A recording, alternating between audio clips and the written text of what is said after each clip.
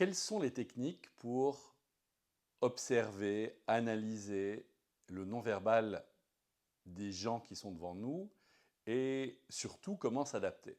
Alors moi, ce que j'enseigne en général, parce qu'il existe évidemment des sciences, enfin, une science extrêmement poussée de l'analyse du langage du corps, de l'analyse des micro-mouvements, du visage, qui, je pense, qui ont d'abord essentiellement été développés par un scientifique qui s'appelle Turchet.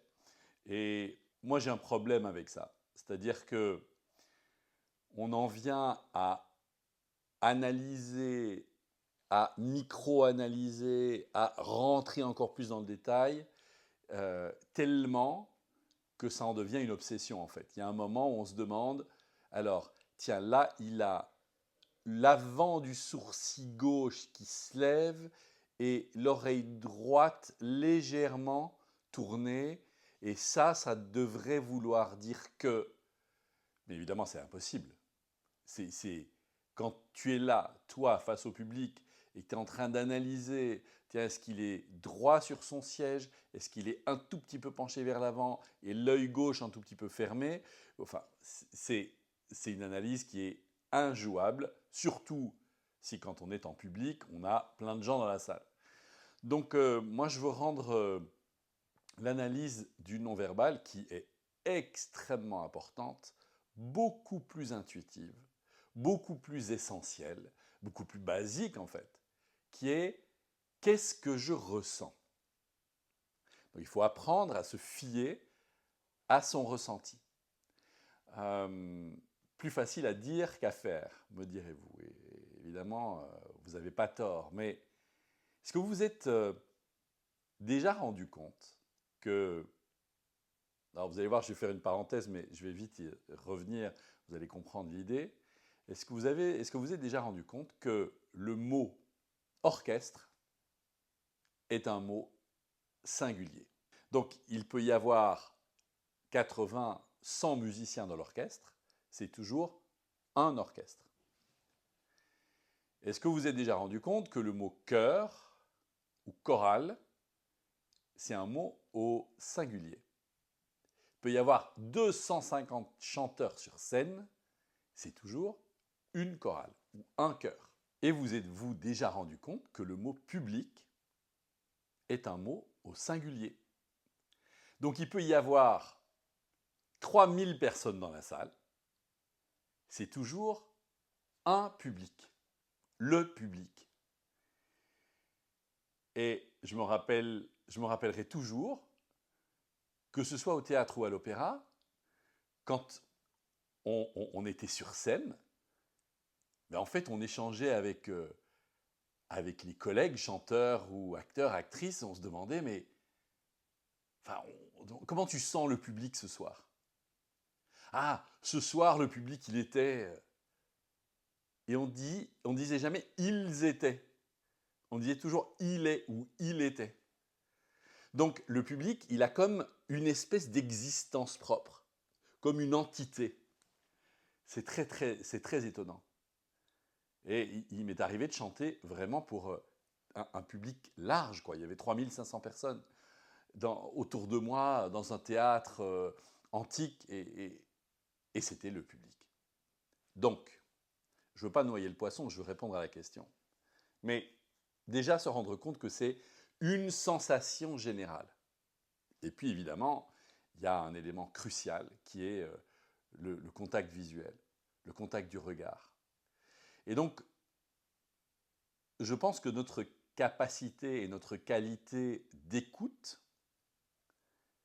doit être développée. Mais c'est une écoute qui est plutôt une écoute de présence, qui est plutôt une écoute radar, je dirais, une écoute sensitive ou un ressenti, une observation. Et je pense que vraiment, on a deux oreilles et une bouche, et c'est pas par hasard. On a deux yeux et une bouche pour observer deux fois plus qu'on ne parle. J'ai deux oreilles et une bouche pour écouter deux fois plus que je ne parle. J'ai j'ai 2 narines et une bouche pour humer, sentir 2 fois plus que je parle. Vous avez tout un corps rempli de peau qui est un capteur, un radar extraordinaire pour ressentir 1 millier de fois plus que je ne parle. Donc vraiment l'idée, c'est de mettre ses sens, ses 5 sens, peut-être son 6e sens aussi, parce que l'intuition joue un rôle très important, de où en est le public, comment se sent le public quand je suis en présentation, quand je suis en train de lui adresser un message fort.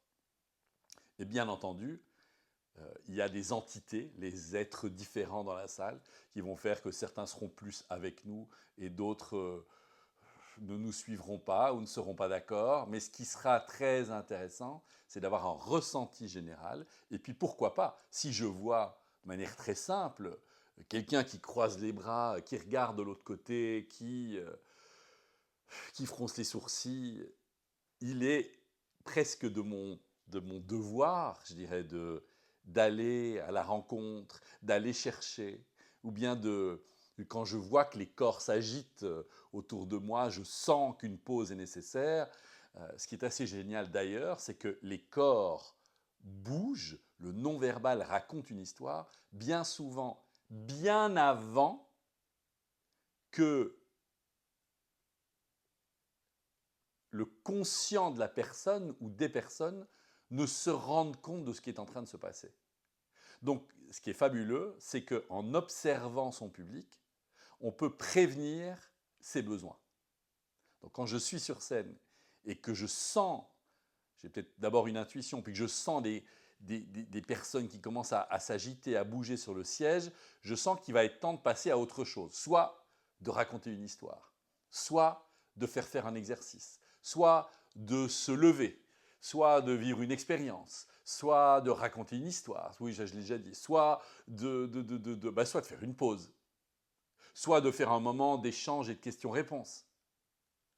Donc c'est vraiment d'abord et avant tout une question de regard, d'écoute, de ressenti, de faire jouer ses sens et de les mettre complètement tournés et à l'intérieur pour avoir et être connecté à notre propre ressenti de ce qui se passe et vers l'extérieur pour capter les signes simples qui nous disent ce qu'il est bon, ce qu'il serait bon, ce qu'il est temps de faire maintenant. La prise de parole, je vous rappelle que c'est d'abord et avant tout une question de présence, un exercice de pleine conscience, un exercice de centrage très important, ici et maintenant. C'est d'ailleurs le vrai sens étymologique du mot concentration. La vraie concentration, c'est être présent avec centrage.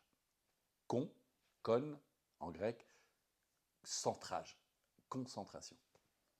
Ok ? Soyez présent.